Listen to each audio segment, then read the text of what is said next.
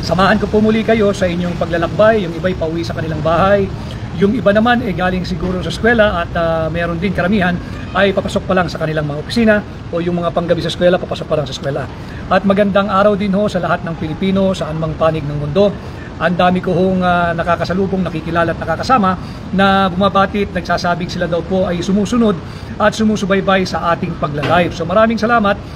Kaya po tayo ay patuloy na nagbibigay ng relevant and timely information, and I'm sharing with you my incisive and analytical insights which I hope and sa tingin ko naman ay na-appreciate po ninyo at sa ating sinisikap natin araw-araw tayo makapag-ugnayan. Kahapon po, kaya kaunting pamanhin, napagod po talaga ako doon sa aming pag-iikot sa parte ng Norte.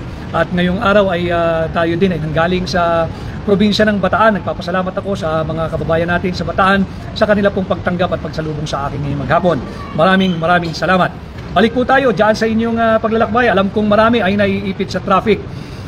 Yan ho kasi ang problema, imbis sa pag-uukulan ng panahon kung paano natin ma-resolba yung problema sa traffic, napupunta po tayo sa patuloy na political persecution na nagaganap. Ang pinakamalaking balita ngayong araw, ano pa nga ba? Kundi yung pangtakip nila sa higit pang mas malaking balita, yung anomalya sa unconstitutional, invalid at criminal 2025 budget. Tinapatan po nila yan nung tinatawag nating impeachment complaint laban kay Vice President Inday Sara Duterte. By now, yung mga nakasubaybay sa balita at yung ngayon pa lang makakarinig ay meron na raw pong sapat na dami ng pirma itong pang-apat na impeachment complaint na matagal na raw inaabangan ng Secretary General ng House of Representatives. Yung pala, totoo, nagpa-route po sila kaninang umaga, simula kagabi hanggang kaninang umaga sa mga kongresista at nakalikom sila ng 150 plus, I think. Kanina ho yun baka ngayon higit na marami na pumirma para diretsyo ng mai-transmit o maipadala dyan sa Senado yung impeachment complaint, yung articles of impeachment laban kay Vice President Inday Sara Duterte. Pag-uusapan po natin ngayon sa ating pagla-live yan. Subalit, ito man, ang malaking balitang tumambad sa atin, let me bring you back again to the center. Balik ko po kayo sa sentro. Ang tunay na balita ay yung unconstitutional, immoral, invalid, and criminal 2025 budget. Ngayon ay iipit na ho sila dahil kahapon naglabas ng kautusan ang Korte Suprema at pinasasagot ang Senado, ang House of Representatives at ang tanggapan ng Pangulo through the Office of the Executive Secretary dito sa inihain nating demanda na humihiling na isang tabi, pawalang bisa at ideklarang unconstitutional itong 2025 budget. Dahil po sila naiipit at talagang huling-huli, kompleto ebidensya, kinakailangan nila ng higit na malaking istorya. Sinubukan po sa pamamagitan ng pagpapatawag doon sa mga tinatawag na vloggers, yung miyembro po ng new media. Subalit pumalag at nagpakita ng kaisugan ang mga vloggers na ipinatawag at nag-file din sila ng petition sa Korte Suprema, yung petition for certiorari, dahil may grave abuse or lack of or in excess of jurisdiction ang ginagawang pagdinig nung komite dyan sa Kongreso. Dahil ang tanging layunin, di umano sabi ng mga vloggers ay patahimikin, sikilin ang kanilang karapatang pagpapahayag at sikilin ang malayang pagbabalita ng wala pong kinikilingan, walang pinapaboran at higit sa lahat, walang kinakatakutan. So malinaw po kasi sa ating saligang batas, malinaw po dyan, Article 3, Section 4, that no law shall be passed abridging the freedom of speech, of expression, or of the press. Malinaw po yan, nung isang hapon pa natin yan na binalangkas at sinabi ko nga ito'y labag sa ating saligang batas at sobra-sobra sa kapangyarihan ng Kongreso na gumawa di umano ng isang pagdinig.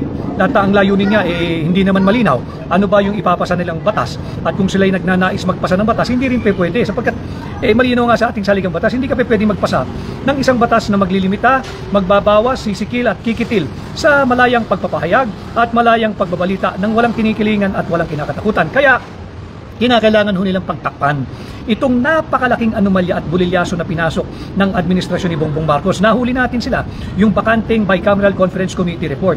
Ano ngayon ang pantakip nila? Kahapon po kasi ay ginawa din yung oral argument nung nauna ng kaso, yung sa PhilHealth, yung TRO.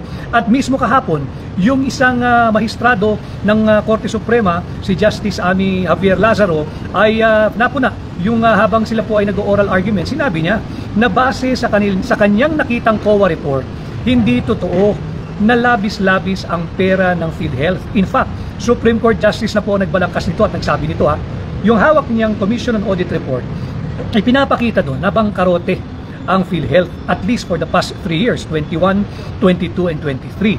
Bangkarote. In fact, she even mentioned na yung actuarial estimate ng COA doon sa pondo ng PhilHealth ay higit na mababa. Therefore, nagsisinungaling ang administrasyon ni Bongbong Marcos na higit at sobra ang pera ng PhilHealth. Mismong justice na po ng Korte Suprema ang nagsabi niyan. Ano ngayon ang implikasyon ng oral argument kahapon na kung saan sinabi doon na hindi totoong sobra-sobra ang pera ng PhilHealth? The clear implication of that dito sa ating isinampang kaso, yung unconstitutionality ng 2025 budget, higit pong maiipit ang Marcos administration. Bakit? Kung nakita na ng mga justices na based on actuarial estimate, talagang konting pera na lang ang natitira sa PhilHealth, binigyan pa nila ng zero budget for this year. Isa po yan sa ating grounds why we would want to have this 2025 immoral, illegal, invalid, and criminal budget be declared unconstitutional. Kasi nga ho, walang karapatan ang Pangulo ng Pilipinas at ang Kongreso na bigyan ng zero budget or zero appropriation ang PhilHealth dahil meron po silang automatic shares sa kita ng PCSO, sa kita ng PAGCOR, at higit sa lahat 80% po of money collected on taxes levied on for special purpose na tinatawag nating special fund ay maaari mo lamang gamitin para sa purpose kung saan siya kinolekta. Kaya hindi pa pwedeng bigyan ng zero budget ang PhilHealth. Kaya nga ho, kinakailangan nilang pagtakpan itong napakalaking anomalya at bulilyaso ni Bongbong Marcos. Paano? Impeach mo si Vice President Inday Sara. Dito tayo ngayon, mag-uusap mga kababayan. Huwag po tayong pumayag. Mantakinihunin nyo, ninanakaw na ang pera nating mga Pilipino. Pati ba naman ang posisyon ng pangalawang Pangulo ay nanakawin nyo sa 32 milyong Pilipinong bumoto tumangkilik legally, lawfully, and constitutionally kay Vice President Inday Sara Duterte? Nasaan na ang dangal sa public service? Nasaan na ang dangal ng ating mga mambabatas? Binabandera, nakita ko kanina, binabandera nung Secretary General ng House of Representatives. Napakarami na raw kongresista pumirma. 150, 200, kahit 300 pa yan. 300 na mga elitistang mambabatas. Ilagay mo na 300 elitistang mambabatas ang pumirma para i-impeach si Vice President Inday Sara Duterte. Marami ba sila? Kakaunti po yan sapagkat bilangin ninyo yung 300 kongresista laban sa 32 milyong Pilipinong bumoto kay Vice President Inday Sara Duterte. Mantakin ninyo, binoto ka ng 32 milyong Pilipino, i-impeach ka lang ng 300 elitistang mambabatas dahil lamang sunod-sunuran sila sa kagustuhan ng Malacanang at ng House Speaker. Huwag ho tayong pumayag dahil masyado ng pambubudol itong nararanasan natin. Sobra-sobra na yung panloloko at panggigipit ninyo sa sambayan ng Pilipino. Kahapon, sinubukan nilang sikilin yung mga vloggers. Sinasabi nila purveyor of fake news. What is fake news? Hindi ba fake news din yung sinabi ng Malacanang simulang-simula pa na nagsisinungaling daw si Pangulong Duterte dahil wala namang blanco ang GAA? Iyan ang fake news. Wala kaming sinabing may blanco ang GAA. Ang sinabi namin hanggang sa ngayon, hanggang sa Korte Suprema, ang blanco ay yung Bicameral Conference Committee report na ratifikado, aprobado, pirmado at inihain din dyan sa House of Representatives Bills and Index Service. So unang-unang fake news. Pangalawa, fake news daw. Sabi rin ng Malacanang na wala daw blanco yung GAA at nagsisinungaling daw kami. Talagang walang blanco ang GAA. Kayo ang sinungaling. Bandang uli, nagtinatanggi na ng Malacanang na wala daw po silang pananagutan kung may bulilyaso itong 2025 GAA. At pangatlong malisyoso at misinformation ng Malacanang, sinabi nila, full of malice daw yung ginawa naming pagbabalita at paghahayag sa inyo, sambayan ng Pilipino, itong maanomalya, itong kriminal, itong invalid at unconstitutional na Bicameral Conference Committee report. Yan ang fake news.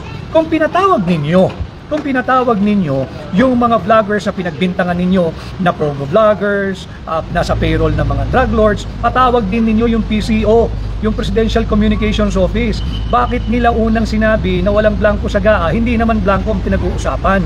Bakit nila sinabing nagsisinungaling si Pangulong Duterte? Wala naman kami sinasabing may blanco sa GAA. In fact, we are even very grateful to you for claiming that there is no, and for asserting emphatically that there are no blanks in the GAA. Why?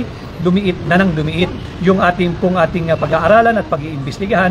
Nakafocus na lang ho tayo doon sa defective, illegal, invalid, immoral, and criminal Bicameral Conference Committee report. Salamat sa Malacanang at salamat din doon sa mga mambabatas na umamin. Finally, may blanco yung Bicameral Conference Committee report. Salamat din doon sa napakabilis na magsisinungaling si Stella Kimbo na ministerial duty raw ng Technical Working Group. Hindi o, antayin po ninyo at ipahatid na po namin yung aming pakiusap at requesting for a copy ng composition kung sino yung bumubuo ng Technical Working Group ng Senado at ng House of Representatives. We are not going to stop in our pursuit for transparency and accountability. And we will not lose our focus and we will not allow ourselves to be distracted by what Malacanang and the House of Representatives are deliberately doing. Ano po yan? Ilihis yung usapin, ilihis yung balita sa totoong maanumalyang 2025 budget. Kaya nila final itong impeachment laban kay Vice President Inday Sara Duterte. Uulitin ko mga kababayan ha, kahit lagay mo ng 300 silang mambabatas, 300 elitistang mambabatas na nakawin ang opisina ng pangalawang Pangulo na kung saan si Inday Sara Duterte ay hinalal ng 32 milyong Pilipino. Huwag po tayong pumayag mga kababayan. Ito'y lantarang panluloko. At kahit hindi ninyo binoto si Vice President Inday Sara Duterte, hindi na po si Vice President Inday Sara Duterte ang usapin dito. Ang usapin dito, itong napakaliit na grupo ng mga elitistang mambabatas gagawin ang lahat para yurakan ang sagradong mandato ng sambayan ng Pilipino. At ang ating prueba, sasagasaan nila, isasantabi na nakawin hindi lang ang pera nating mga Pilipino, kung hindi pati ang tanggapan ng pangalawang Pangulo. 32 million Filipinos who lawfully, legally, democratically, and constitutionally elected Vice President Inday Sara Duterte na nakawin lang ng ilang elitistang kongresista. Basahin ko lamang po yung ibang nagpapahatid ng mensahe. Si Fel Chris Joey de la Carta, protect VP Sara in our country, protect Vice President Inday Sara, pero higit po riyan, protect the 32 million Filipinos who lawfully, legally, democratically, and constitutionally elected Inday Sara to be our Vice President. Fact of the matter, higit na malaki ang boto ni Inday Sara kaysa kay Bongbong Marcos. Higit na malaki ang boto ni Vice President Sara Duterte kaysa kay Bongbong Marcos. At higit na malaki ang pagkakasala ni Bongbong Marcos. Siya ang dapat i-impeach dahil sa kanyang pagpasa sa illegal, immoral, unconstitutional at invalid at criminal na 2025 national budget. Si Kenny Cute, maraming salamat. Ipapanalo ka namin, Attorney Vic. Marami pong salamat. Kay Ruel Guevara, stay safe, Attorney Vic Rodriguez. Ikaw po ang pag-asa namin sa Senado. Mabuhay po kayo. Samahan po ninyo ako sa ating ginagawang pagbibigay ng impormasyon sa ating mga kababayan. At magbigay din po kayo kung may nalalaman kayong mga impormasyon na sa tingin ninyo yung usaping panlipunan na dapat nating pag-usapan, talakayin at pasimplihin para po sa benepisyo ng mga ordinaryong Pilipino. Si Maria Cal Ortiz, Attorney, worried ko kay VP Sara. Si Vice President Inday Sara maisog na haharapin itong impeachment complaint laban sa kanya. Ang bantayan po natin mga kababayan, yung integridad ng magaganap na impeachment hearing kung magkakaroon ng hearing. Yan ang bantayan natin, yung integridad ng proseso. Wala na po tayong magagawa dito sa mga elitistang kongresista na nag-impeach kay Vice President Inday Sara Duterte. Tapos na po yan eh. Napirmahan na nila at ito po'y for transmittal na sa Senado. Ang bantayan natin kung paano gagawin ng mga senador, yung tinatawag nating senator judges, yung kanilang trabaho pagdating sa impeachment court. Mahalaga. This is what I've been telling all of you. Not because I'm also a candidate for senator. No, you can look for other person yung tingin ninyo ay dapat sa Senado. Ang mahalaga ho yung qualification ng ilalagay natin sa Senado. Ngayon, pag natuloy po itong hearing, magiging impeachment court ang Senado. Paano gagampanan nung mga senador na ilan dyan yung kanilang trabaho bilang senator judges? Mauunawaan ba nila yung appreciation ng evidence? Maiintindihan ba nila yung proper application of the rules of court? Kaya mahalaga, we should understand what is at stake for our country this coming midterm election. Kaya pasensya na ho kayo, nasa tabing kalsada ko, huminto po ako dahil nga mahalaga itong usaping ito. Kay Melvor M. Bersede, sino ba papalit kay VP pag naalis siya sa pwesto, Attorney? Ganito na nga po katalamak at hayop ang pagbubudol ng mga tao rito. Pag si Vice President po ay na-impeach at natanggal nila sa pwesto, sino sa tingin ninyo ang hahalili sa kanya? Ang pagkukuhaan po ng papalit sa kanya, o hindi sa Senado, ay sa Kongreso. Wala naman silang ilalagay na magmumula sa Senado eh. Kukuha yan sa Kongreso. So sino sa tingin ninyo ang kukunin nila sa Kongreso? Ang aking hula, titingnan nila. Si Martin Romualdez, baka pwedeng maging vice-presidente. Titingnan nila. Yung anak ni Bongbong Marcos, pwedeng maging vice-presidente. Dahil ang requirement lang naman ay miyembro ng Kongreso. Kung ito'y galing sa Senado o kailangan sa mababang kapulungan. But we should not even reach that point.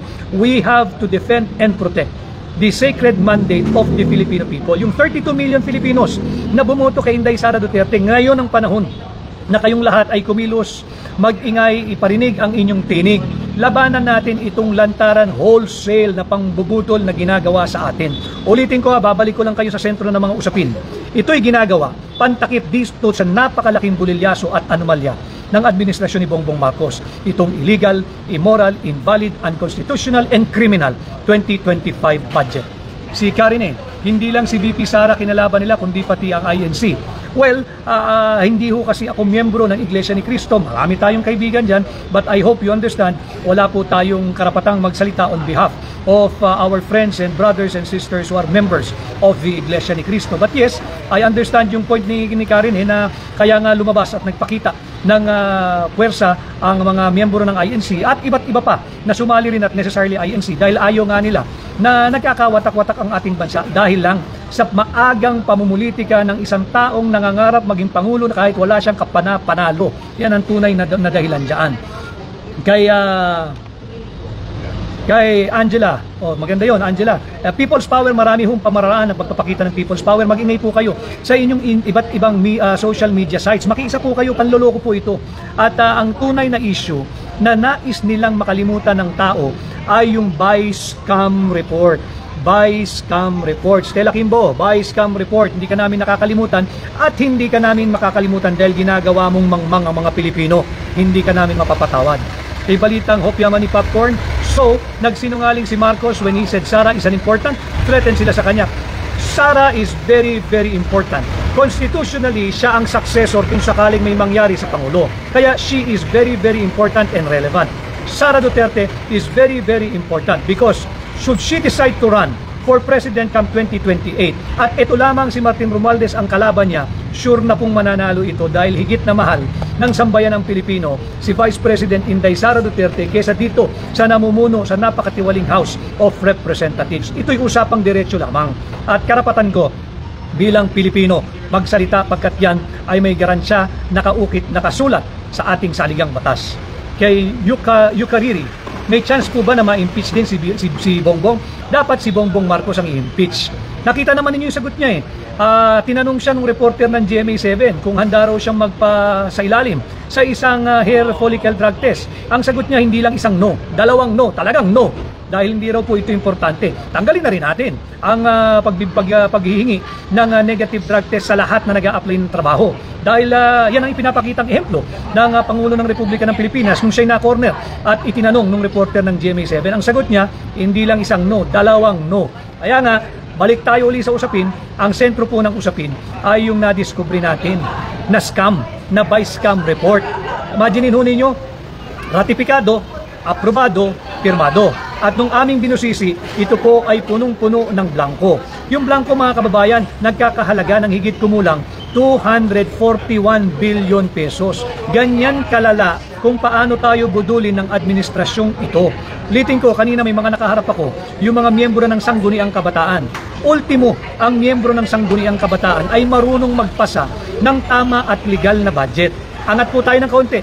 Ultimo, ang mga sangguniang barangay sa pamumuno ni Kapitan at ng kanyang mga kagawad, alam nila hindi ka pwedeng magpasa ng isang taunang budget na merong blanco kahit isang patlang lang yan. Kahit isang blanco, kahit isang sentimo, bawal. Ganon din ang municipal councils. Ganon din ang city council. Ganon din ang provincial board. Alam nila na hindi pwedeng magpasa ng budget na may blanco. Ang maganda rito, nung dinala na po natin sa Korte Suprema yung problemang ito, marurunong din ho magpasa ng taunang budget ang mga justices ng Supreme Court. Alam nila, alam ng court administrator na hindi pwedeng magpanukala ng isang budget nang mayroong blanco kahit isang linya at kahit ang halaga lamang ay isang sentimo. Bawal po iyan. Iyan ang ginawa nilang pangbubudol sa atin. At ngayong sila'y naiipit na kung ano-ano na lang ang ginagawa, ini-impeach si Vice President Inday Sara Duterte, pinatatawag yung mga vloggers para pagtakpan itong napakalaking bulilyasong pinasok ng Marcos administration. Kay Zina at Abu Dhabi City, affected din kami dito na OFW. Na-stress ako sa mga issue dyan sa Pinas. Talaga pong nakaka-stress dahil mahirap talaga pagka hindi marunong yung nagpapatakbo ng gobyerno. Mahirap talaga pag ang nakuha mong driver ng iyong sasakyan ay hindi marunong, na nagpanggap na profesional, yung pala kahit amateur na lisensya ay hindi pwedeng mabigyan. Si Kid, sure ball ka na dito sa Mindanao at Visayas, Attorney Vic. Maraming salamat. Mayo Sunyo, Attorney Vic Rodriguez, papasabayan sa Senado pagpapa-impeach kay VP Sara. Alam mo ninyo, sa aking pananaw, depende kung ano yung gagawing batayan ng pag-appreciate ng ebidensya ng mga mambabatas o ng ating mga senator judges. Kung gagawin nilang, ang hahanapin nilang, gagawin nilang batayan ay proof beyond reasonable doubt, bagsak na bagsak yung inihain na reklamo kay Vice President Inday Sara Duterte. Ngayon, sa tingin ko, kung ang gagamitin ay yung tinatawag nating preponderance of evidence or substantial evidence, hindi rin ululusot sapagkat meron pong findings yung COA . Ang sabi nga ng COA, wala namang problema doon sa mga masyado nilang pinag-uusapang confidential fund kung paano ginamit. And in fact, ulitin ko, yung notice of disallowance is not a finding of guilt. Ang notice of disallowance, ang ibig sabihin lang nun, kulang ka pa sa documentation. You have to comply with supporting documents so that the liquidation will be in order, will be proper, and will pass the standards of accountability ng Commission on Audit. Yun lang po ang ibig sabihin yan. Hindi ibig sabihin nagkasala, nagkamali, or guilty ang Office of the Vice President. Maling-mali po yung ipinakalat nila at ang dapat kung natin silang singilin for transparency and accountability, anong ginawa nyo sa 6.325 trillion pesos naming mga Pilipino? Pinaglaruan nyo yung proseso ng budget. Nagpasa kayo ng budget base sa blankong Bicameral Conference Committee report. Stella Kimbo, Martin Romualdez, Committee on Appropriations, ilabas ninyo yung totoong kopya ng enrolled bill para magkaalaman na. Ilabas ninyo yung kopya ng enrolled bill. Huwag kayong gumamit ng diversionary tactic kagaya ng impeachment ni Vice President Inday Sara Duterte. Ang batiin ko lang ho si INSI, ginawa nila yan para matakpan ang mga blanco na yan. Tama yun, ipit na sila. At uulitin ko, yung oral argument kahapon dyan sa Supreme Court, kung saan ang pinag-usapan ay yung TRO na issue last year tungkol sa illegal na paglipat ng pondo ng PhilHealth.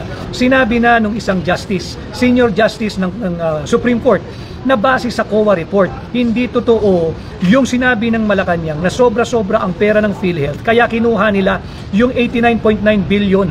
Buti na lang may TRO, kaya ang nailabas 60 billion, but 60 billion is 60 billion. At yan ay pera ninyo. Pera ng mga manggagawa na nagko-contribute sa PhilHealth, pera ng mga ordinaryong Pilipino. Na TRO po sila, at kahapon nga yung oral argument. At yun, pinagpapaliwanag sila dahil ultimo, yung actuarial estimate doon sa buhay o yung itatagal ng pondo ng PhilHealth, sinabi na ng COA, manipis na lang ang pondo ng PhilHealth. At hindi totoong sobra-sobra labis ang pera ng PhilHealth. Hindi totoo another fake news ng gobyerno. Kaya kung ano-ano na lang ang linalabas nilang pagtatakip. At ito nga, pati yung impeachment kay Vice President Inday Sara Duterte, last day po ng 19th Congress today or tomorrow. Mag-a-adjourn na po yan. Ang pagbabalik niya sa bandang June na ho at yung 20th Congress na. Pero hinabol itong impeachment. Bakit? Kasi nga pinagtatakpan nila yung napakalaking bulilyaso na mulat na po ang mamamayang Pilipino. Ultimo, ordinaryong mamamayan ay nag-uusap na po tungkol sa budget. At ako'y natutuwa, nagbubunga po yung ating maliit na ambag sa nation building na pasimplihin yung mga naglalakihang usaping panlipunan katulad nito dahil lahat tayo dapat ay makibahagi dito. Lahat tayo dapat ay may say, may opinion, may paninindigan, whether kayo ay sang-ayon o hindi sa aking posisyon. Importante, kasali kayo dahil pera nyo po ang linulustay ng mga tiwaling mangbabatas. Kay Suzuki Merck, Benz Narvasa Theodore, anak pa ni BBM ang nanguna, si Sandro, para ma-impeach si Vice President Sara kasi nga po ginagawa nilang family affair. At makikita dito na interes ng pamilya lang nila ang sinusulong ng gobyernong ito. Anthony Bustamante, attorney, kung sino pa yung guilty, yun pa yung tatapang-tapangan. Hindi po sila nagtatapang-tapangan. Binabalutan na lang nila ng kunyaring tapang sa pamamagitan ng impeachment. Ang totoo, ninenervyos na sila dahil nga for me, personally and as a lawyer, I appreciate the outcome of the oral argument yesterday.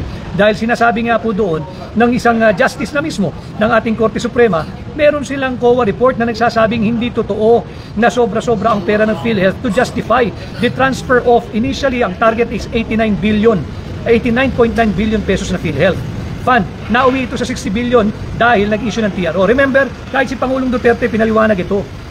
Yung nakialam sa 89.9 billion pesos pera ng PhilHealth at inilipat-lipat. Estafa po iyan may tuturing sapagkat galing yan sa contribution ng mga nang manggagawa na tuwing sahod ay kinakalta sa inyong sweldo. Estafa po iyan.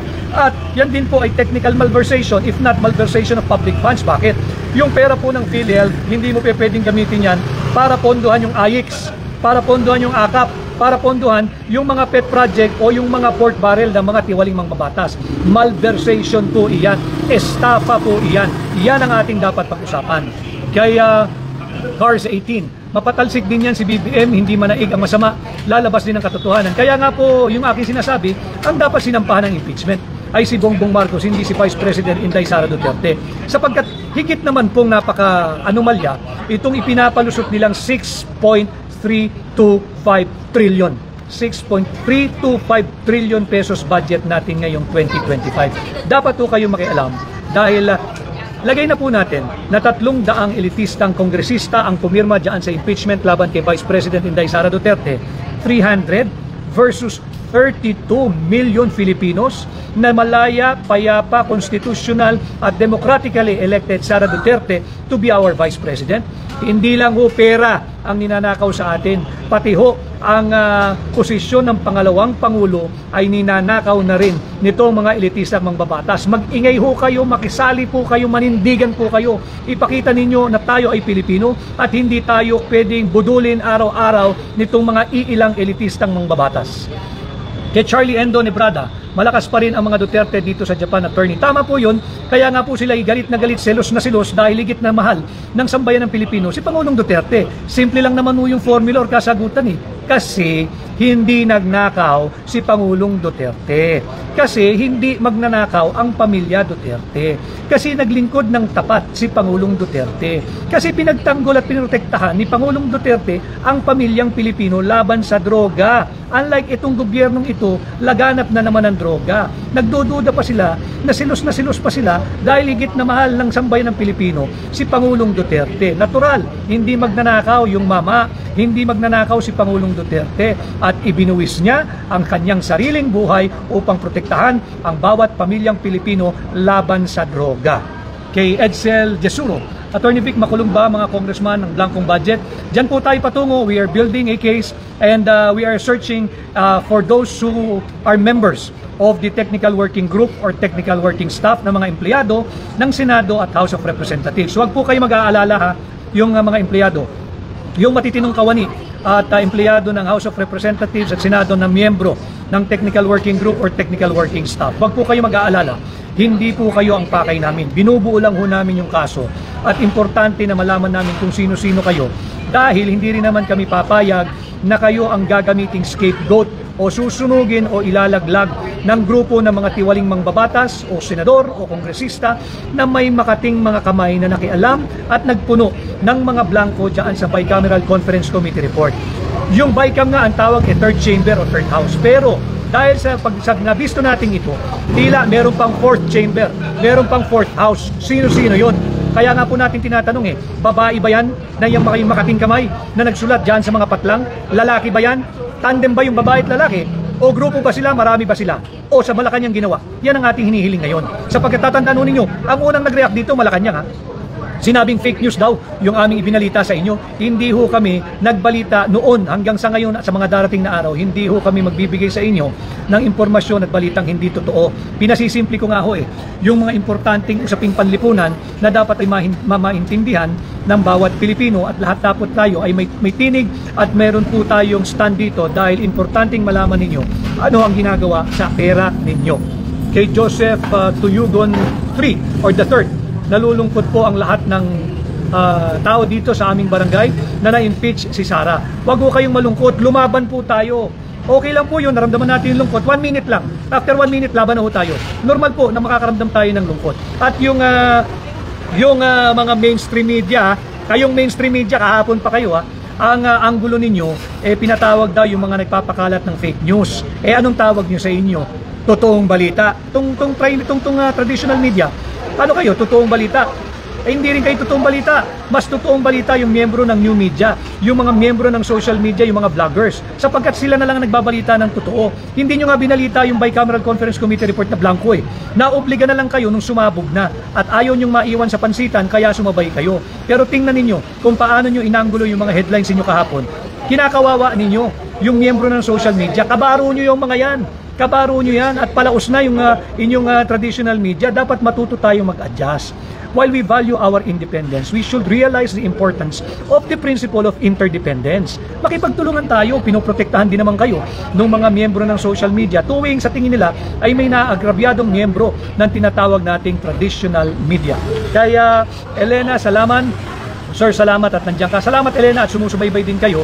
Basta't ako pipilitin kong pasimplihin yung mga usaping panlipunan na mahalaga para lahat tayo kasali. Whether you agree with my opinion or not, ang importante, malalaman ninyo at pag-uusapan natin pagdating natin sa ating mga bahay, sa grupo, sa mga sphere of influence na papag-usapan natin. Nang sa ganun, makabuo tayo ng matalinong mamamayang Pilipino para hindi tayo patuloy na binubudol ng mga mapagsamantalang elitistang mangbabatas, mapagsamantalang kongresista at senador. Kay Francis Caber Lonzaga Jr., Attorney Senado pa din ba magdi-decide kung impeach si VP? Hindi ang nag-decide kung impeach na ang Vice President ay ang mababang kapulungan. Yun nga po, meron silang tyranny of numbers, meron silang numero, so automatic transmittal po yung articles of impeachment sa Senado. Pagdating po sa Senado, magdidinggin po yan ng Senado. They will have to convert yung Senado into an impeachment court. Parang korte, dami na po nating nasubaybayan na impeachment process na naganap sa ating kasaysayan. At yung mga judges po, yung senators ang magiging judges. Ang tawag po sa kanila ay senator judges. Sila po ang maghuhusga, mag-appreciate ng ebidensya at magsasabi kung guilty ba o hindi ang nasasakdal, in this case, si Vice President Inday Sara Duterte. But again, depende nga rin kung ano yung sukatan ng ebidensya na kanilang gagamitin. Is it proof beyond reasonable doubt? Is it based on preponderance of evidence or substantial evidence? Hindi pa po, bahala po yung mga senator judges kung ano yung standard of appreciation ang gagamitin nila pagdating sa mga ebidensya kung meron na ihahain sa kanila bilang impeachment court. Piting ko ang gagamiting batayan, proof beyond reasonable doubt, preponderance of evidence or substantial evidence. But ang gagamiting batayan ng ating mga senator judges. Bantayan natin yung proseso, yung integridad ng proseso. Yan ang bantayan natin. Pag ito'y nagtuloy-tuloy sa hearing at tinanggap na at sumampa na sa Senado. Si Jill Santiago, nice one, Attorney Vic, kayo po ang kailangan namin na makakatulong kay Madam Vice Sara Duterte. Ginagawa ko po ang aking parte bilang Pilipino. Ito nga po, ating pinasisimple ang usapin para maintindihan ng ordinaryong Pilipino kung paano po nila sinasalaula ang proseso, kung paano po nila sinisikil, ginigipit patuloy ang pamilya Duterte, si Pangulong Duterte, si Vice President Inday Sara Duterte, at kung paano nila ninanakaw sa 32 milyong Pilipinong bumoto kay Inday Sara Duterte ang posisyon ng pangalawang Pangulo. Huwag po tayong pumayag, lumaban po tayo, mag-ingay po tayo, manindigan po kayo sambayan ng Pilipino. Kay Sena SF Gutsi, Duterte kami, walang iwanan. Good. Kay Maria Elena Gorea, mag-iingay po kami, Sir Vic. Pag-usapan po ninyo sa opisina, sa eskwela, sa barkadahan, sa inyong pamilya, sa inyong kapitbahay, sa inyong barangay, sa lahat, sa inyong community. Mag-ingay po tayo, wag natin itong palagpasin. Wag natin itong pahintulutan. Ulitin ko iilang elitistang mangbabatas. Lagay mo ng 300 pa sila. Hindi po nakakasindak yun. 300 ang magnanakaw doon sa sagradong mandato ng 32 milyong Pilipinong bumoto kay Inday Sara bilang pangalawang Pangulo. Huwag po tayong pumayag.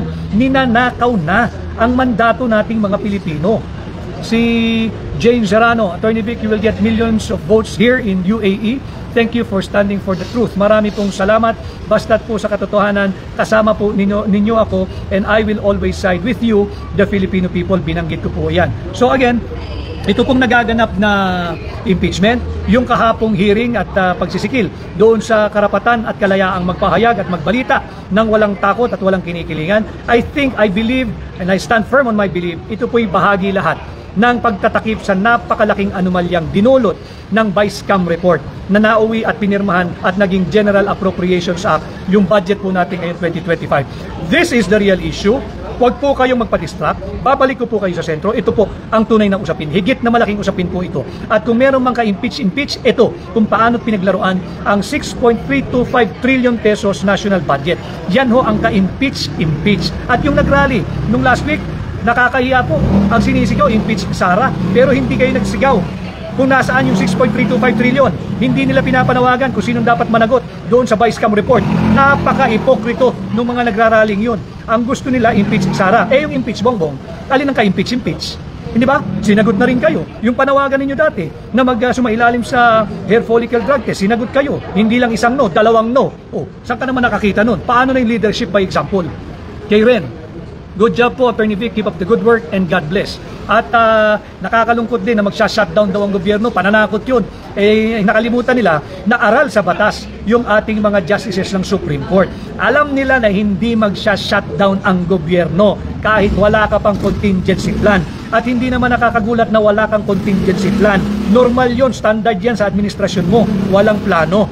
Ang katotohanan mga kababayan, the Constitution itself already provided for a remedy in cases like magdeklarang unconstitutional yung taunang budget ng Korte Suprema. Ano yun? Automatic reenactment ng budget nung nakaraang taon. Kaya hindi totoo na magsha-shutdown ng gobyerno. Marami sa akin nagsasabi, patuloy lang niyang binubudol ang Pilipino, tinatakot. Ako, ang personal take ko, hindi pambubudol at hindi rin pananakot. Hindi niya talaga alam paano gumagana ang gobyerno. Kaya ang sabi niya, magsha-shutdown daw pagka nag-issue ng TRO at magdeklarang unconstitutional. Hindi niya nauunawaan how the government works. That's the truth. Hindi siya nananakot, hindi rin siya nambubudol. Pero yung pagpirma ng unconstitutional budget, yan, agree ako. Yan pambubudol yan, tahasan, lantaran, wholesale na pambubudol. Kay Cyril Del Puerto Ginto, sana matupad na ang death penalty para sa may malaking sala, lalo na yung mga kawatan. Tama po, maraming napaka-korap. Yung corruption po malala na. Yung mga kurakot sa gobyerno, yung mga kurakot sa Senado, yung mga kurakot sa House of Representatives, ayan na po, pati po yung posisyon ng pangalawang Pangulo na nakawin nila. Ganyang katindi mangurakot itong mga tiwaling mambabatas natin ngayon. Kaya kinakailangan umaksyon po tayo, mag-ingay po kayo, iparating ninyo ang inyong tinig na hindi kayo sang-ayon sa ginagawang pagnanakaw sa posisyon ng pangalawang Pangulo ng iilang elitistang mangbabatas laban sa 32 milyong Pilipino. Ulit-ulitin ko, yung 32 milyong Pilipino dahil yan ang mandato ni Vice President Inday Sara Duterte. Over or laban sa 300 elitistang kongresista, pananakaw natin ang posisyon ng pangalawang Pangulo. Kailangan magingay tayo, pati yung mga taong simbahan. Baka sa susunod, pati simbahan ninyo, nakawin na rin ng mga yan, pati koleksyon ninyo tuwing linggo. Si Larry from Legazpi City, sana po maging lawyer o spokesman ka ni VP Sara kasi malinaw ka magsalita at madali naming maintindihan. Wala po sa kamay natin yon, hayaan po natin si Vice President Inday Sara Duterte bumuo ng kanyang sariling legal team dahil ang alam ko ay nagpahayag na nung kung sino raw yung bubuo ng prosecution panel or panel of prosecutors ng House of Representatives. So hayaan po natin, I think by now, of course, nagmi-meeting na si Vice President Inday Sara Duterte and forming her formidable legal team na lalaban po dito sa impeachment case na napipinto. Kay Oliver Pablo, budget ninanakaw, freedom of speech ninanakaw, gusto pang ipakulong through cite in contempt. 32 million plus na bumotong sa VP, tama po attorney, gusto pa nilang nakawin. Evil na po ang namumuno, if the price is right, pumipirma sila for impeachment. Budget blanco pa, tama po yun. Doon ako talaga nag-ano yes, protect Inday Sara, but more than Inday Sara, and I think even Vice President Inday Sara will agree with me, let us protect the 32 million Filipinos who voted for her as our Vice President. Isipin po ninyo, noong 2022, yung 32 milyong Pilipino, gumising ng maaga, karamihan dyan, namasahe pa, baka malalayo yung bahay, yung iba sa bundok pa, tumawid ng ilog, para lang iboto nila yung gusto nilang maging pangalawang Pangulo. Tapos nanakawin lang ng ilang elitistang mangbabatas, huwag po tayong pumayag. At ngayon nga po, kahit kayo ay naiipit sa traffic, minarapat kung kayo'y samahan upang ipaliwanag muli sa inyo, pasimplihin, balangkasin itong napakahalagang usaping panlipunan, huwag po tayong pumayag na nakawin ang patanggapan ng pangalawang Pangulo, huwag po tayong pumayag na nakawin ang sagradong mandato ng 32 milyong Pilipino ng iilang tiwali at elitistang kongresista na ngayon ay nag-file na o nag-transmit na ng articles of impeachment laban kay Vice President Inday Sara Duterte. Kay Manny Dinero, ingat po sa health nyo para sa bayan natin. Maraming salamat Manny sa iyong paalala. Kay Fe Ladot Ladua, hello po Attorney Vic Rodriguez, pa-shoutout ang mga Rodriguez family dito sa Banga, South Cotabato. Shoutout po sa aking mga kamag-anak, aking mga pinsan, mga primo dyan sa Banga, sa South Cotabato. Mabuhay kayo and I hope to see you soon. At kay Why ka nag-no sa SALN po? Ayon sa GMA7, nag-no po ako sa SALN kasi ang tanong kung payag daw akong ilathala. Ibig sabihin, i-publish. Hindi po ako sa isang ayon na i-publish yung SALN. Bakit? Sapagkat malalagay po sa peligro at panganib ang seguridad hindi lamang ng may SALN kundi pati kanyang pamilya. Imagine ninyo, i-publish din natin yung income tax return ng mga pribadong mamamayan, yung mga mayayaman na nasa pribadong sektor. Payag ba kayo na i-publish, ilathala yung SALN o yung inyong ITR? Payag po ako na isumite yung SALN, yung kopya ng SALN sa ombudsman o kung saan tanggapan ka napapabilang. Wala pong debate ron. Hindi ko pipigilan yon. Huwag lamang yung ipapublish sa dyaryo, sa internet, sa kung saan. Delikado po yon. Baka isalbayihin yung nagmamayari ng SALN at yung kanyang pamilya. Kawawa po yon. Iaharas po yon. Ganon din po sa pribado. Hindi rin kayo papayag na ilathala o i-publish ang inyong income tax return. Hindi po kayo papayag. Bakit? Magiging subject din kayo ng harassment. Pero hindi ibig sabihin, hindi kayo nagbabayad ng inyong taunang income tax. Yun po yung pagkakaiba nun. At sana ay napaliwanag ko po sa inyo yung aking sagot doon sa GMA debate. So yun ang ating tatandaan. Yung issue po ng Vice President Sara's impeachment is nothing but a deflection, a deviation, a distraction from the real issue. Kalaboso po kasi sila dito sa immoral, unconstitutional, illegal, criminal 2025 budget na kanilang ipinasa gamit ang blankong bicameral conference committee report. Kaya nga po tayo ay nagsampa na ng kaso sa Korte Suprema at ang Korte Suprema, maraming salamat, umaksyon agad at pinasasagot. Ang Senado, ang House of Representatives sa tatanggapan ng Pangulo sa period po na non-extendable 10-day period. So maganda po ito at hindi po natin sila lulubayan dito dahil pera po ito ng mamamayang Pilipino. So muli ho, huwag po tayong papadala, balik po tayo sa sentro. Ang usapin ay yung maanumalyang 2025 budget. Yan po ang usapin. May pahabol lang, si Cory Cortez, si Sando Marcos po ang nanguna sa impeachment. Hindi tayo magugulat doon. Di ba ayaw daw ng tatay niya impeach VP Sara? Hindi naman totoo yun, wag na ho kayo maniwala ron. Wala namang sinasabing totoo yung mga yan.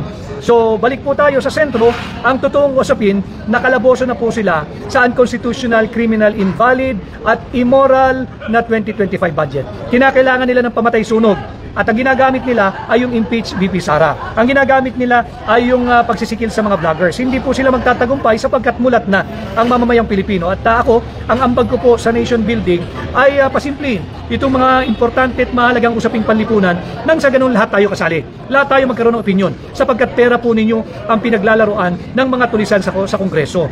Napakakurap at napakakurakot na po ng ating gobyerno. Huwag po tayong pumayag. Again, I urge you, mag-ingay po kayo. Let us protect and defend the sacred mandate of the 32 million Filipinos who lawfully, legally, democratically, and constitutionally elected Sara Duterte to be our Vice President.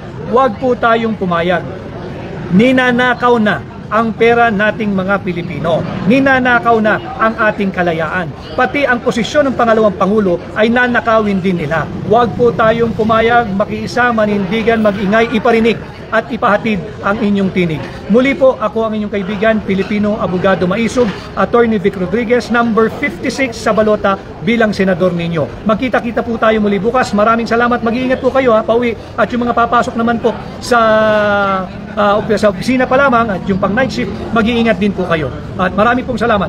Huwag kalimutang mag-like and share sa mga YouTube channel. Alon palagi kayo updating sa aking mga upload.